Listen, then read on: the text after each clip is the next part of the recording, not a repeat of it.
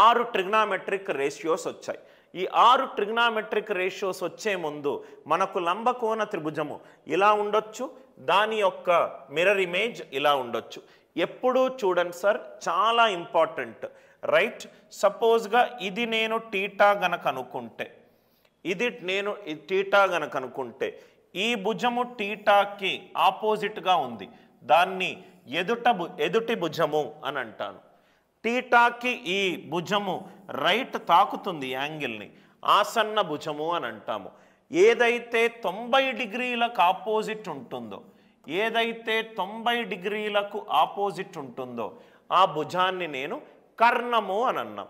90 డిగ్రీల ఆపోజిట్, నాకు ఏదైతే యాంగిల్ కావాలో ఆ యాంగిల్కి ఆపోజిట్గా ఉన్న భుజాన్ని ఎదుట భుజము, టీటాకి ఎదుటగా ఉన్న భుజము, టీటాకి ఆనుకోనున్న భుజము, రైట్, ఆసన్న భుజము, 90 డిగ్రీలకు ఆపోజిట్ ఉన్న భుజాన్ని కర్ణము అని అన్నాం. 90 డిగ్రీలు మనకు లంబకోణ త్రిభుజం ఇలా ఇవ్వచ్చు, లేకుంటే ఇక్కడ ఒక అద్దం ఉందనుకోండి, ఈ అద్దంలో దీని ప్రతిబింబం ఇలా ఉంటుంది, అప్పుడు ఇది టీటా అవుతుంది. టీటాకి ఆపోజిట్ ఉన్న భుజము, ఆపోజిట్ సైడ్, టీటాకి ఆనుకొని ఉన్న భుజము, ఆసన్న భుజము, 90 డిగ్రీలకు ఆపోజిట్ ఉన్న భుజము, అది కర్ణము. ఇది కర్ణము. మనము లంబకోణ త్రిభుజంలోనే అన్ని ట్రిగ్నామెట్రీ నిష్పత్తులు చేస్తున్నాం, అన్ని ట్రిగ్నామెట్రీ నిష్పత్తులు చేస్తున్నాం. నౌ 1 by 1 చూద్దాం సార్. 1 by 1 ఇక్కడ ఒక ఇంపార్టెంట్ పాయింట్ సార్, ఒక ఇంపార్టెంట్ పాయింట్.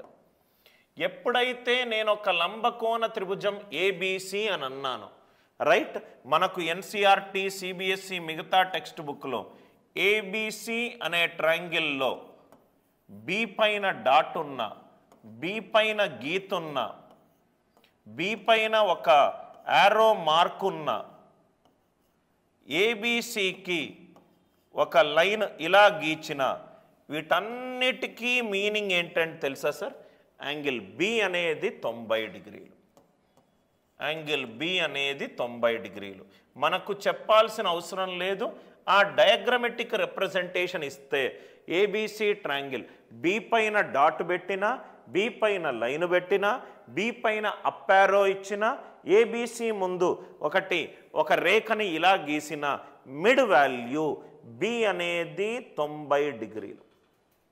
బి అనేది 90 డిగ్రీలు. బి అనేది 90 డిగ్రీలు. ఇప్పుడు బి అనేది 90 డిగ్రీలు అవుతే ఒక త్రిభుజములో 3 భుజాల మొత్తము, 3 కోణాల మొత్తము 180 డిగ్రీలు. 180 డిగ్రీలు. యాంగిల్ బి 90 డిగ్రీలు వచ్చింది అంటే angle A plus angle C 90 డిగ్రీలు. 2 కోణాలను కలిపితేనే నాకు 90 డిగ్రీలు వచ్చాయి. ఏదైనా కోణము 90 డిగ్రీల కంటే ఎక్కువ ఉంటుందా? ఉండే ఛాన్స్ లేదు. 90 కంటే ఎక్కువ ఉంటే greater than 90 plus positive, answer 90 డిగ్రీలు అవుతుంది, రైట్? సో కాబట్టి ఒకటి 90 అయ్యే ఛాన్స్ ఉందా? ఒకటి 90 అవుతే ఇంకోటి 0 అవుతుంది. కానీ త్రిభుజంలో 3 కోణాలు గ్రేటర్ దాన్ 0 ఉండాలి, కాబట్టి ఒకటి 0 అయ్యే ఛాన్స్ లేదు, ఒకటి 0 అయ్యే ఛాన్స్ లేదు. అంటే యాంగిల్ బి గనక 90 డిగ్రీలు కనుక ఉంటే లంబకోణ త్రిభుజములో ఒక కోణము 90 డిగ్రీలు ఉంటే ఇంకో 2 కోణాలు అల్పకోణాలు. చాలా ఇంపార్టెంట్.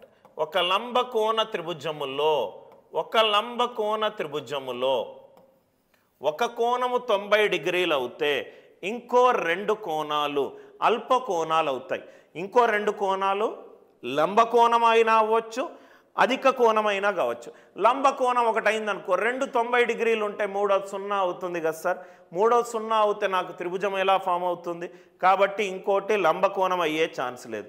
ఇంకోటి గ్రేటర్ దాన్ 90 కావాలి. అధిక కోణం అంటే greater than 90, 90 plus greater than 90 sum చేస్తేనే నాకు గ్రేటర్ దాన్ 180 డిగ్రీస్ వచ్చింది. 3 కోణాల మొత్తము నాకు 180 డిగ్రీలు కావాలి. అంటే లంబకోణ త్రిభుజములో ఒకటి 90 డిగ్రీలు అవుతే ఇంకో 2 కోణాలు అల్పకోణ త్రిభుజాలు అవుతాయి.